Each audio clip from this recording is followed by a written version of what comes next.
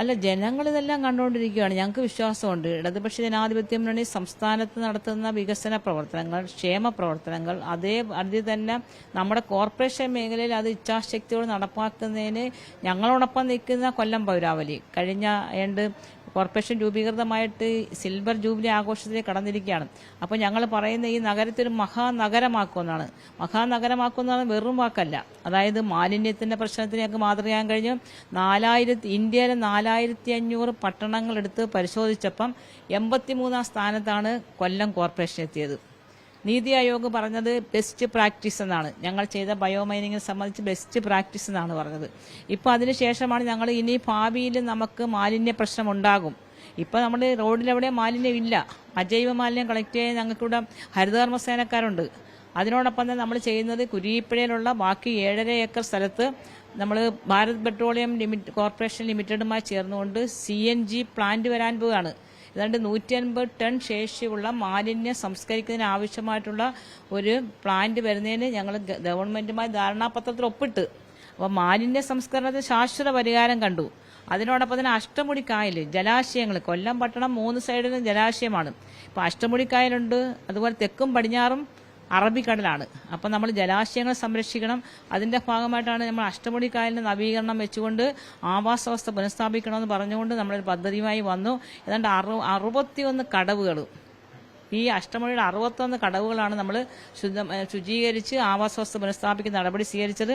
നിങ്ങൾ കണ്ടാൽ മനസ്സിലാകും. അവിടെ സോളാർ ലൈറ്റ് ഉണ്ട്, ക്യാമറയുണ്ട്, അതുപോലെ തന്നെ ഇരിപ്പിടങ്ങളെല്ലാം കെട്ടി മനോഹരമാക്കി.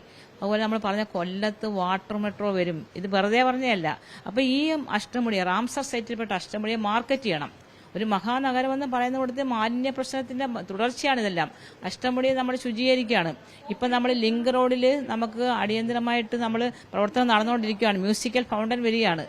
അപ്പോൾ അതിനോടൊപ്പം തന്നെ വാട്ടർ മെട്രോ നാറ്റ്പാക്കുമായി ചേർന്നുകൊണ്ട് നമ്മൾ കൊച്ചിൻ മെട്രോയുമായി ചേർന്നുകൊണ്ട് കായൽ യാത്ര നടത്തി.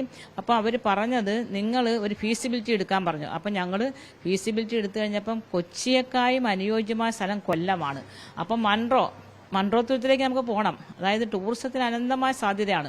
അതുകൊണ്ടാണ് ഞങ്ങൾ പറയുന്നത് നഗരം ഒരു മഹാനഗരമാക്കുന്നു. കുടിവെള്ളത്തിൻ്റെ കാര്യത്തിൽ ഏത് കോർപ്പറേഷനാണ് സ്വന്തമായിട്ട് ഇത്തരത്തിൽ 100 mld വെള്ളം എത്തിക്കുന്നതിന് വേണ്ടി ഞങ്ങൾ നടത്തിയ വലിയ പരിശ്രമമുണ്ട്. 27 കിലോമീറ്റർ ഇട്ട് 1 കിലോമീറ്റർ തടസ്സപ്പെടുത്തിക്കൊണ്ട് കേന്ദ്രം ഞങ്ങൾക്ക് ഇത് തുടങ്ങുന്നതിനുള്ള നടപടി സ്വീകരിക്കാതിരുന്നപ്പോൾ ഞങ്ങൾ പല ആവർത്തി പോയി കേന്ദ്രമന്ത്രിമാരെ കണ്ടു. ഞാനും ഡെപ്യൂട്ടി മേയറും പോയി കേന്ദ്രമന്ത്രിമാരെ കണ്ടു. ഞങ്ങൾ ബഹുമാനപ്പെട്ട മുഖ്യമന്ത്രിയെ കണ്ടു, വകുപ്പ് മന്ത്രിയെ കണ്ടു, ധനകാര്യ വകുപ്പ് മന്ത്രിയെ കണ്ടു.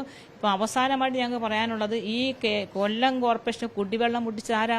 കേന്ദ്രമാണ്. അതിന് കൂട്ടുന്ന ആരാണ്? അതിന് കൂട്ടുന്നത് നമുക്കറിയാമല്ലോ. എന്നിട്ട് ഇവിടെ പ്രശ്നങ്ങൾ ഉണ്ടാക്കാൻ വരികയാണ്. പക്ഷേ ഞങ്ങളിപ്പോൾ ആ 28 കിലോമീറ്ററും ലൈൻ ഇട്ടതിന് ശേഷം ആ കുടിവെള്ളം 24 മണിക്കൂർ എല്ലാ വീട്ടിലും എത്തിക്കുകയാണ്. അപ്പോൾ ആ 24 മണിക്കൂർ എത്തിക്കുന്നതിൻ്റെ ഭാഗമായി ടാപ്പുകളെല്ലാം ഒഴിവാക്കി. 25,000 ടാപ്പുകളാണ് നമ്മൾ വീടുകളിലേക്ക് കൊടുത്തേക്കുന്നത്.